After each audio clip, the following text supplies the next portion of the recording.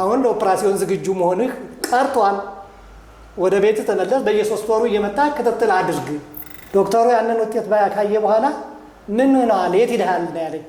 በግራ በኩል ካለው ትከሻ ጋር እኩል ሆኗል አንገቱ። ደስ ብሎኛል። ደስ እንዲላችሁ ሁላችሁን እፈልጋለሁ። አመሰግናለሁ።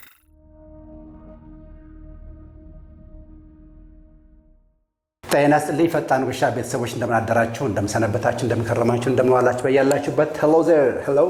ኤምአርአይ ይዞ መጣ። 3 4 5 6 7 የቀረው 1 ነው 2 ነው የቀረው። ከ1 እስከ 7 ነው ብዙ ጊዜ የአንገታችን ሰርቫይካል ማለት ነው። ታሞ ኤምአርአይ ይዞ መጣ። ከዓመት በፊት መጥቼ ነበረ። የመጣሁትም አንገት ዲስክ ነርቭን ተጭኗል ተብዬ ለኦፕራሲዮን ዝግጁ ሆኜ ሆስፒታል ተመላለስ ነበረ። ኋላ ነገሮች እየከበዱብኝ ሲመጡ ይህንን ፈጣን ወጌሻ በዩቱብ ተከታትዬ አገኘሁት። መጣው ወደ ቀኝ መዞር በተለይ አልችልም። በቀኝ በኩል መተኛት አልችልም። በጣም ከባድ ችግር ነበረብኝ። በጣም ያመኛል። ከዛ ወደዚህ መጣውና ጉዳዩን ነገርኩኝ። አየኝ ሐኪሙ ፈጣን ወጌሻ በሚገባ ታሸው። ወደውኑ እንደታሸው መዞር ጀመረ። ወደ ቀኝ መዞር አልችልም ነበረ። ወደ ቀኝ መዞር ቻልኩኝ። ያው እንደምታዩት ደረጃ በጣም ከባድ ችግር ዋናው እሱ ነበረ። ህመም አለው፣ ከባድ ህመም አለው። ይህንን ከተሰራው በኋላ ወደ ቤቴ ተመለስኩ።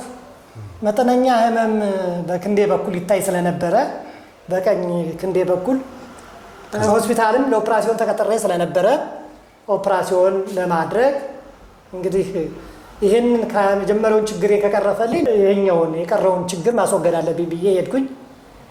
አልጋ ለመያዝ ስዘጋጅ አልጋ ከመያዝ በፊት የመጨረሻ ኤምአርአይ ተሰርተህ መምጣት አለብህ ተባልኩኝ።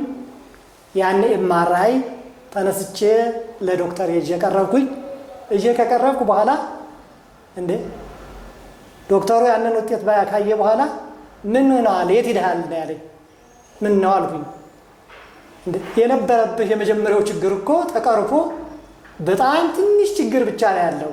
በግራ በኩል ካለው ትከሻ ጋር እኩል ሆኗል አንገቱ። ስለዚህ ትንሽ ችግር ነው ያለበት። የት ነው ሄድከው አሉኝ። እንደው ፈጣን ወጌሻ ሄጃለሁኝ አልኩት።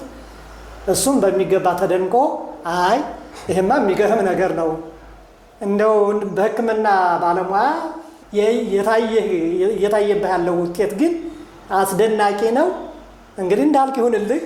አሁን ለኦፕራሲዮን ዝግጁ መሆንህ ቀርቷል። ወደ ቤት ተመለስ። በየ3 ወሩ እየመጣ ክትትል አድርግ። ኦፕራሲዮን መሆን አትችልም በሚል ተሰናበትኩኝ እና በጣም ደስ ብሎኝ ከዓመት በላይ ምንም አይነት እንከን ሳይኖርብኝ ቆይቼ አሁን አንዳንድ ችግሮች ስላለብኝ ድጋሜ ወደዚሁ ፈጣን ወጌሻ መድኃኒቴ ነው በብዬ ወደ እሱ ለመምጣት ነው የቻልኩት። አሁን ያለብኝን መጠነኛ ችግርም የመደንዘዝ ችግር ነው። ስለዚህ እኔ በጣም ደስተኛ ነኝ። ሁላችሁም እየመጣችሁ ፈውስ ለማግኘት ሞክሩ። ደስ ብሎኛል። ደስ እንዲላችሁ ሁላችሁን እፈልጋለሁ።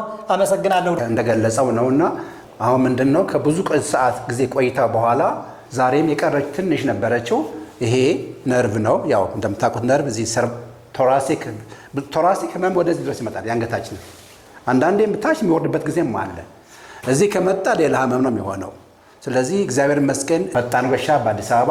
ጥያቄ ካላችሁ ስልክ ቁጥር 0935 33 22 63 ነው። ከሰኞ እስከ አርብ ከ1 ሰዓት እስከ 5 ሰዓት ነው የምሰራው። ቅዳሜና እሑድ አንሰራም።